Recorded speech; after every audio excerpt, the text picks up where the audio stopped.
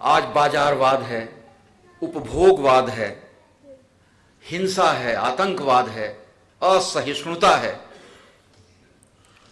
स्त्री, बच्चे और प्रकृति तीनों संकट में हैं और तीनों बेजुबान होते हैं। साहित्य का काम है बेजुबान की आवाज बनना। ये जो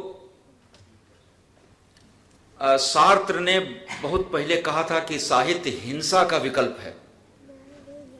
जिसके पास शब्द नहीं होते, जो संवाद कायम नहीं करना चाहता, वो हिंसा का सहारा लेता है।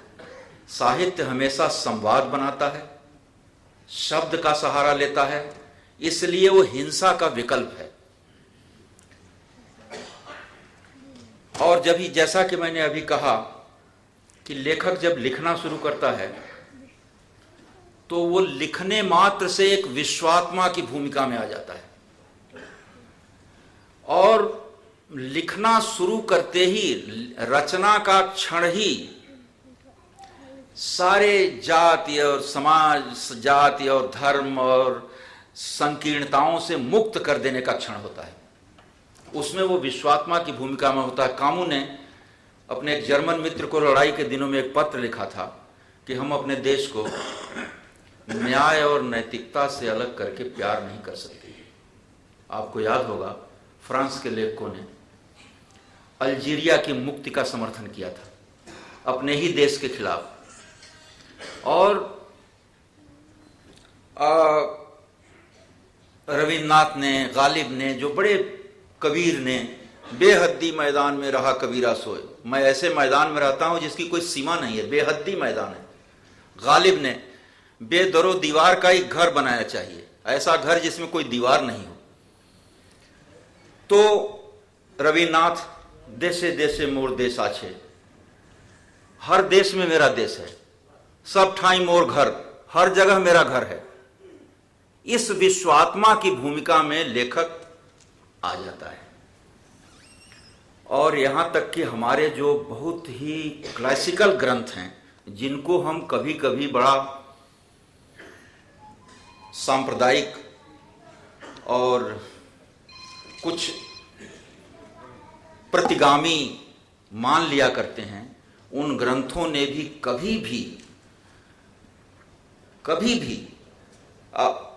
इस अलगाव की बात नहीं की है। चाहे वो रामायण हो या महाभारत हो, कम से कम दो ग्रंथों की। महाभारत में जब उस सत्य की बात आती है तो कहते हैं श्रुति विभिन्ना, वेद अलग अलग बातें कहते हैं। स्मृत्यस्य भिन्ना, स्मृतियां जो हैं अलग अलग बातें कहती हैं। नयको मुनिर्यस्य वचः प्रमाणम, किसी एक मुनि का वचन प्रमाण नहीं है, यह महाभारत कहता है। तो कहीं भी इस तरह की संकीर्णता साहित्य के क्षेत्र में आती नहीं है। वो हमेशा सत्य का पक्ष लेते हैं। और बहुत ज़्यादा आपका समय नहीं लेना चाहता, एक बात और कहना चाहता हूँ कि ये है साहित्य उत्सव। और आजकल इस देश में बहुत साहित्य उत्सव हो रहे हैं, लिटरेरी फेस्टिवल्स हर शहर में हो रहा है। तो उत्सव में उत्साह का भाव तो होता है, मगर उसी के साथ कुछ मेला तमाशा और कुछ पकवान और कुछ नौटंकी वगैरह भी होता है। उसमें साहित्य खो जाता है। जैसे मेले में गांव से आया हुआ नया नया बच्चा खो जाता है। तो साहित्य को इस भूमिका में ले जाना एक अलग उत्सव है। लेकिन आपने देखा होगा साहित्य अकादमी का उत्सव जब से मैं देख रहा हूं, कम से कम पिछले 7-8 वर्षों से तो लगातार देख रहा हूं, पहले भी देखता था, ये उत्सव इतना शालीन, इतना गंभीर और इतना वैचारिक हुआ करता है कि इस प्रकार का उत्सव असली साहित्य का उत्सव है। मैं आप सभी लोगों को और खास तौर से अपने आदरणीय लेखकों को